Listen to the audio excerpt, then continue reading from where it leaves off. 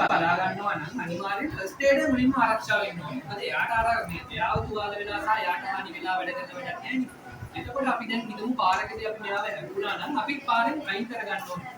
Patient පාරෙන් අයින් කරන ගමන් අපි ඒකෙන් ආරක්ෂා වෙන්න ඕනේ. ගින්දරකින් නම් ගින්දරින් පේෂන්ට්ව ආරක්ෂා කරන ගමන් අපි ගින්දරින් ආරක්ෂා වෙලා පොඩි රිකවරි යනකම් අපි යන්න ඕනේ. ඒ අඩගම ඊට පස්සේ ගියාට පස්සේ අපි පේෂන්ට් එක බලනවා අපි ප්‍රතිචාරය. Check response. ඒ කියන්නේ අපි බලනවා එයාගේ හાર્ට් එක වැඩ කරන එක නතර වෙලාද, එයා කොහොමද එයාගේ රියැක්ෂන් මොනවද, මොනවා වෙලාද, එයාට මොනවද උනේ, එයාට දැන් මොනවද ෆීල් වෙන්නේ කියන එක අපි මේ මිස්ටේක් කරලා වෙන්නයි කොහොමද ඒක බලන්නේ කියලා. අපි යාට කතා බහ කරලා බලනවා එයා කොහොමද එයාගේ රෙස්පොන්ස් එකක් තියනවද කියලා. අපේ ෆර්දර් රෙස්පොන්ස් එකක් නැත්නම් අපි ඉදිරියට අනිවාර්යෙන් මෙයාට පොදුම මොනවාදාර අවශ්‍යයි.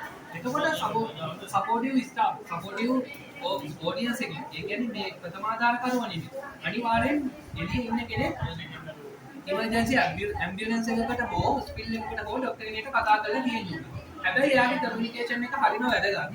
එයා කෝල් කරද්දි කියන්න ඕනේ කොතනද එන්න ඕනේ, පේෂන්ට්ලා කී දෙනෙක් ඉන්න ඕනේද, හදිස්සියෙන් ડોක්ටර් කෙනෙක් ඉන්න ඕනේද, ડોක්ටර් කෙනෙක් ඇම්බියුලන්ස් එකේ එන්න ඕනේද, මොන වගේ තත්ත්වයක්ද මෙයාට වෙලා තියෙන්නේ, පේෂන්ට් මේල්ද ෆීමේල්ද කියන එක ඒ හැම දෙයක්ම හරියට කතා බහ වෙලා තියෙනවා. මේ කමියුනිකේෂන් එකක් වෙලා තියෙන්නේ.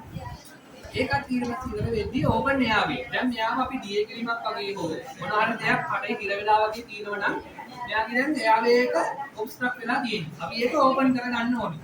ඕපන් කරගෙන අපි බලමු. මේ වලට විදිහක් තියෙනවා. එයාගේ නළලෙන් අපි පාස් කරලා ඔළුව. අපි නිකටින් එයාව උස්සනවා. නිකටින් උස්සලා ඔබ්ස්ට්‍රක්ට් වෙලා දිව අපි සමහර වෙලාවට දිව ඇතුලේ කිර වෙලා තියෙන්න පුළුවන්. ඇතුලට දිව ඇතුලට කිම තියෙන්න පුළුවන්. ඒ වගේ ඒක අපි ඕපන් කරලා බලලා අනිවාර්යෙන් ෆස්ට් එයිඩ් එකනේ හරි ක්වික් වෙන්න ඕනේ. මොකද මේ පේෂන්ට්ගේ ජීවිතය ආරක්ෂා කරගන්න ඕනේ. ඒක නිසා මෙතනදී මෙයා ෆීල් කරනවා, එයා නාඩි බලනවා. අපි අනිවාර්යෙන් ඊවන් බ්ලඩ් සප්ලයි එක උඩට යනවා නම් ඒ බ්ලඩ් සප්ලයි එක යනවාද කියලා මෙයා නාඩි වලින් බලනවා. නාඩි වලින් බලන ගමන් මේක මෙතනදී නාඩි වලින් බලන ගමන් මෙයා ෆීල් කරනවා මොනේ එයා හුස්ම ගන්නවාද, නහයෙන් කටින් හුස්ම ගන්නවාද, සහ මෙයා විෂුවලයිස් කරනවා මෙයාගේ පපුව උස් පහත් වෙනවාද කියලා. එතකොට ඒ ඔක්කොම වෙනවනම් කිසි ප්‍රශ්නයක් නැහැ.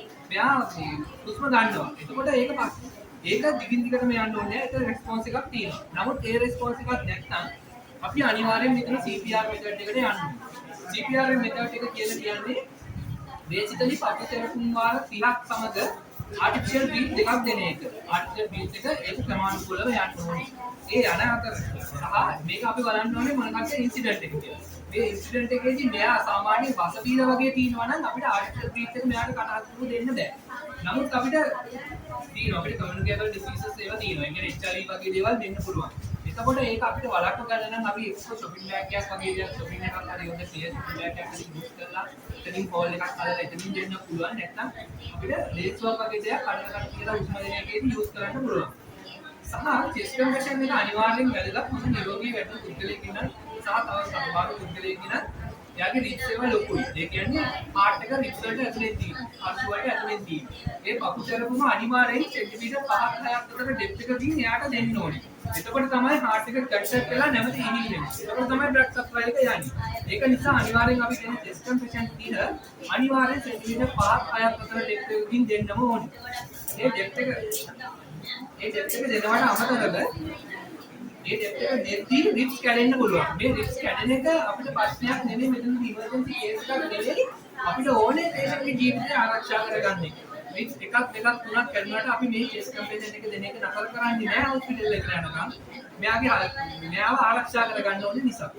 මේ මිස් දැන් කළා වෙන්න අපි chest compression එක කොහොමද දෙන්නේ කියලා සහ ආර්ටිෆිෂල් බීට් අනිවාර්යෙන් අපි chest compression මිනිත්තුවකට 100 120ක් අතර ප්‍රමාණයකට අනිවාර්යෙන් දෙන්න ඕනේ.